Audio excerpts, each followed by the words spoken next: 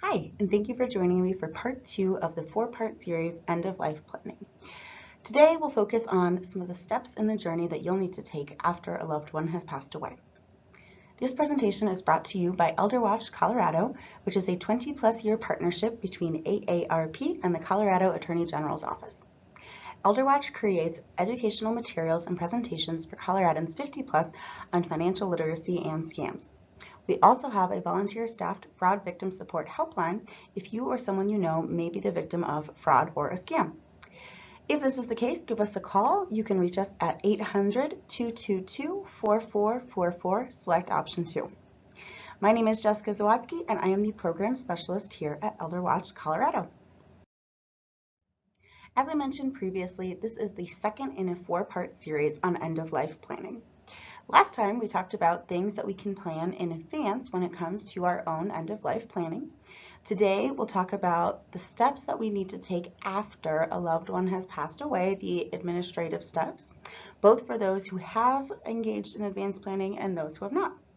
Next time, we'll talk about the financial changes that you might expect, or experience, I should say, following the loss of a loved one, and we'll end our series talking about the impact of the stages of grief on decision-making. Whether your loved one has planned in advance or not, the roadmap and the journey will be fairly similar. However, advanced planning makes the difference between whether this process will be straightforward or require a lot of decision-making and guesswork about your loved one's wishes. Today we'll look at steps tied to the funeral, whether someone did or did not plan in advance. Next, we'll discuss the items you'll need to collect, followed by the entities you'll need to contact, and ending with actions that you'll need to take. After a loved one passes away, the first set of things is pretty concrete. So we'll need to make sure that we've secured the house, provide care for any pets that were left behind, and notify individuals about the passing of your loved one. Consider outsourcing the task of notifying individuals to other friends and family members if possible. Next, you'll need to gather documents related to the funeral. Did the individual have a prepaid or pre-need burial or cremation plan? Did the individual belong to a memorial or funeral society? Did the individual have written instructions regarding their desired funeral arrangements, whether or not they were given to a funeral home or other entity that might help guide you to what they would have wanted? If the deceased belonged to a fraternal or religious organization, consider contacting those organizations, as they can sometimes help with funeral services and cost. Additionally, if the deceased was in the military or was the spouse or dependent child of a person in the military, contact the VA cemetery and/or VA office about possible burial benefits. If your loved one did not have funeral planning in place, you'll be faced with planning what's called an at-need funeral, or a funeral right at the time of need, which may cost more than you would like. The average funeral in the U.S. is about $7,000, and the cost of a cremation in the U.S. can be anywhere from a few hundred to a few $1,000s. It might not feel like the right time, but considering your budget can be a very helpful first step in navigating this process. The Funeral Consumer Society of Colorado can help you identify budgeting information, as well as help you find a funeral home or mortuary that fits your budget.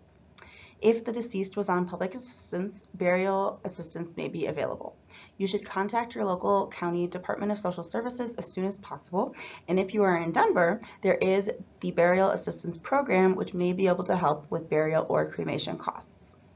Arranging transportation to the funeral home for the deceased will be a very important step. And if you choose to use a funeral home, they will likely be able to support you in this task. You'll also have to make some decisions related to location when it comes to an at-need funeral. Among these decisions will be a burial location if the individual is buried, and decisions around what to do with an individual's ashes if they are cremated. You will also have to decide the type of ceremony, if any, that will occur, and you'll have to write the obituary or death announcement.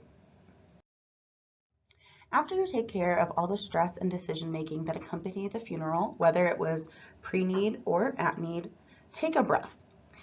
This is an emotionally intensive and overwhelming time, regardless of the amount of planning that occurred, and it's important to give yourself some grace. For one, because you deserve it, but also because there is still a long list of steps that will be on the horizon. So give yourself some grace, take a breath before you end up jumping into the next set of tasks that you'll need to accomplish. We'll categorize the after the funeral steps into 3 categories. First, collect. Second, contact. And third, act. One of the very first things that you'll need to collect is the death certificate, and you will definitely need multiples. Some organizations that you'll need to contact later will not accept a photocopy of the certificate, so it's safest to order anywhere from about 10 to 20 death certificates, as many of the entities you'll need to contact will need a copy, one of those death certificates. If your loved one had an inventory or a safe space where they kept important documents, this next step of the process will go more smoothly for you.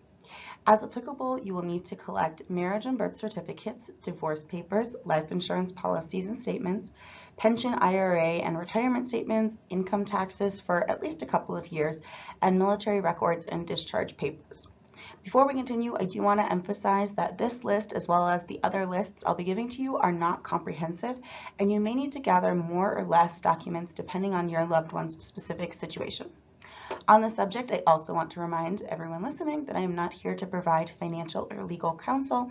This presentation is purely for educational purposes.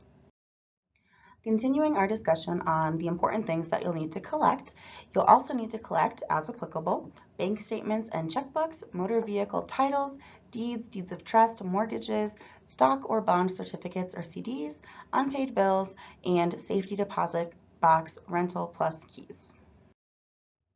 After you've collected your documents, it's time to begin the contact stage. Ensuring that you have your documents ready to go before contacting organizations, entities, and individuals will make this process go a little bit more smoothly, as many of the people you're calling will ask you for some of the documents that we've discussed. And again, this list is not comprehensive, but if the deceased had an attorney, CPA, or estate planner, you should definitely contact that individual.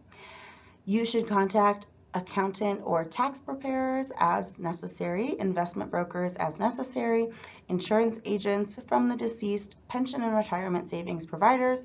If the deceased was still working at the time of their passing, you'll need to contact their employer. And then lastly, you'll need to contact the Social Security office. We'll get more into the changes that might be coming to your Social Security after a loved one has passed, but they're definitely on the list of entities that you'll need to contact. If the individual had a will, you'll also need to find the executor of the will. Contacting the post office is a very good idea, and you can see there the link for how to manage the mail for the deceased. If the individual had any subscriptions, you'll need to cancel those, as well as canceling membership to fraternal memberships and organizations. You will also need to notify the credit bureaus, all 3 of your loved one's passing, and their phone numbers are listed there. They will most likely also require one of those death certificates. If the deceased has a child who is in college, you'll need to contact the financial aid office, contact the VA if applicable, and then also contact the DMV if applicable. All right, so we're now at the ACT stage of the process. Running an annual credit report should be one of the first things you do when you get to this stage as a way to fight against scammers. Yes, unfortunately, scammers do commit identity theft even when individuals have passed away. Running an annual credit report is one way to make sure that this has not occurred and that no new lines of credit have been opened under the name of the deceased. You will also need to close or transfer bank accounts as well as email and other online accounts. When it comes to social media, the deceased may have already designated whether they want their account to be shut down upon death or whether they would like their account to stay open as a memorial. You'll also need to close gym, club, and other memberships, as well as updating the voter registration of the deceased. For your own accounts, if the deceased was a beneficiary of your estate plan or other accounts, you'll need to update your beneficiary designations. And if they were on the deed of your house, you'll need to update that as well. Consider visiting USA.gov's Government Deaths Benefits page, which I have listed as the second to last bullet on this list, to see whether there are any other benefits that you might be entitled to and actions that you need to take to get those benefits. Lastly, though it may seem counterintuitive, you should wait before paying any of the deceased's debts. The probate process may come into play, and you might not be responsible for the debts of the deceased. Additionally, on the part of creditors, there is some legwork that they are usually required to do before they try to collect a debt from the deceased's estate. So wait a minute to make sure that you are not paying anybody who you don't need to pay, and just to make sure everything goes smoothly and according to plan.